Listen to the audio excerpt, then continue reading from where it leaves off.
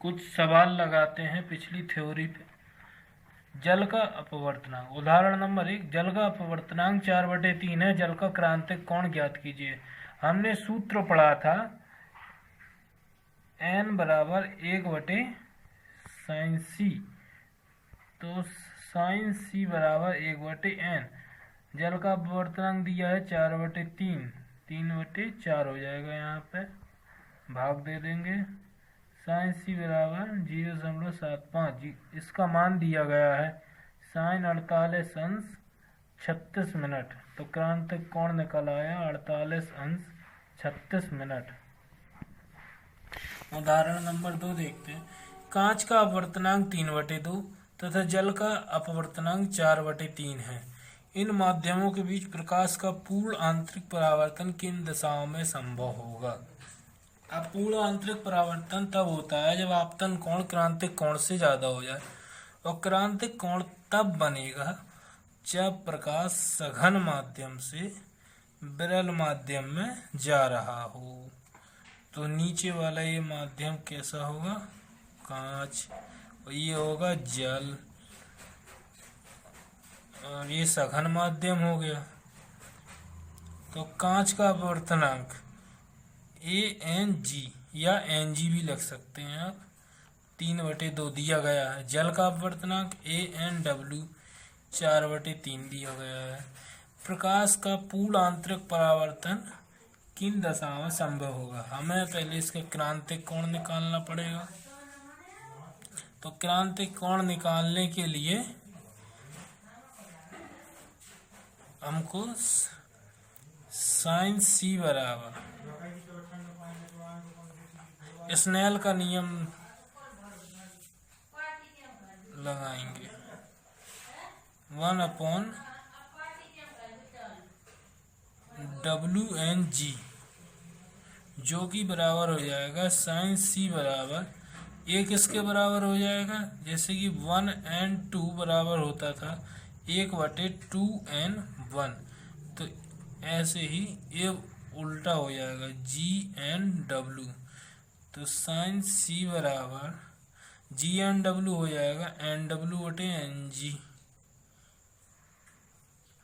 ANW का मान दिया है 4/3, और ANG का मान दिया गया है हमें गिलास कांच का अपवर्तनांक 3/2।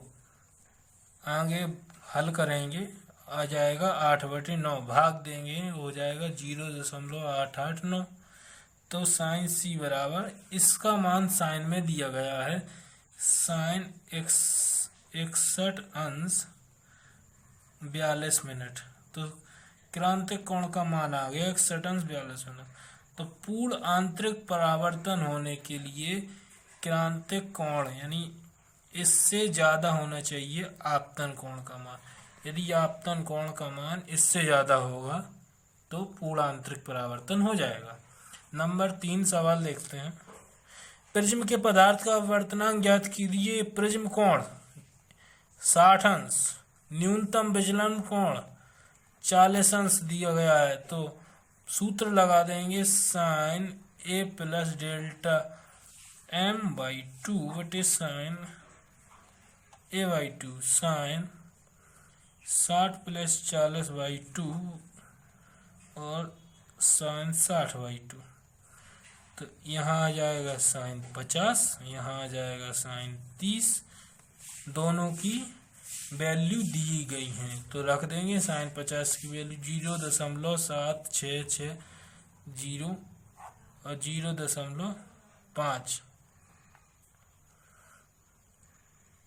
1 2 दशमलव हटा दी, भाग दे देंगे हम, तो 5 5 5 15 5 15.2 गुणा 10 की घात -2 यानी 1.33। ये हल करने पे इतना आ गया। अब आता है प्रकाश का वर्ण विक्षेपण क्या होता है। तो जब भी कोई श्वेत प्रकाश की किरण किसी प्रिज्म से गुजरती है तो अपने 7 रंगों में विभक्त बट जाती है। इस घटना को प्रकाश का वर्ण विक्षेपण कहते हैं। मतलब जब कोई भी प्रकाश की किरण हो किसी भी प्रिज्म या प्रिज्म की तरह व्यवहार करने वाली वस्तु या किसी चीज से गुजरेगी तो श्वेत प्रकाश की किरण अपने 7 रंगों में बढ़ जाएगी। जैसे आकाश में इंद्रधनुष बनता है तो बारिश के पानी की बूंद होती है, प्रिज्म की तरह कार्य करती है और सूरज की आने वाली किरणें 7 रंगों में बढ़ जाती हैं और हमें क्या दिखाई देता है, इंद्रधनुष। तो 7 रंगों में बटना प्रकाश का वो कहलाता है वर्ण विक्षेपण। जैसे कि ये देखिए, ये श्वेत प्रकाश की किरण आई, ये कोई प्रिज्म है तो ये 7 रंगों में बढ़ जाती है। अब ये 7 रंग कौन कौन से होते हैं? बैगनी, जामुनी, नीला, हरा, पीला, नारंगी, लाल। ऐसे बेंजानी पीनाला के नाम से याद रख सकते हैं या VIBGYOR. Violet, indigo, blue, green, yellow, orange, red है। बिबग्योर के नाम से भी याद रख सकते हैं।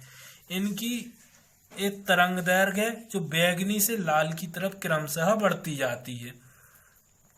प्रकाश का स्पेक्ट्रम, इन 7 रंगों के प्रकाश के क्रम को, जो इनका क्रम होता है, हम जामुनी के पहले नीला या नीला के पहले हरा नहीं रख सकते या पीला के जगह जामुनी नहीं रख सकते। इनका जो क्रम होता है निश्चित है। तो इन 7 रंगों के प्रकाश के क्रम को श्वेत प्रकाश का स्पेक्ट्रम कहते हैं। तो इनका क्रम प्रकाश का स्पेक्ट्रम कहलाता है। अब इस 7 रंगों में बिबगयोर तरंग दैर्घ्य वायलेट से रेड, बैगनी से लाल की तरफ जाने पर तरंग दैर्घ्य बढ़ता जाता है, अपवर्तनांक घटता जाता है। यानी बैगनी का अपवर्तनांक सबसे कम किसी पदार्थ के लिए और रेड का, लाल का अपवर्तनांक सबसे कम होता जाता है, वायलेट का सबसे ज्यादा होता है। तो अपवर्तनांक घटता जाता है और तरंग दैर्घ्य बढ़ता जाता है।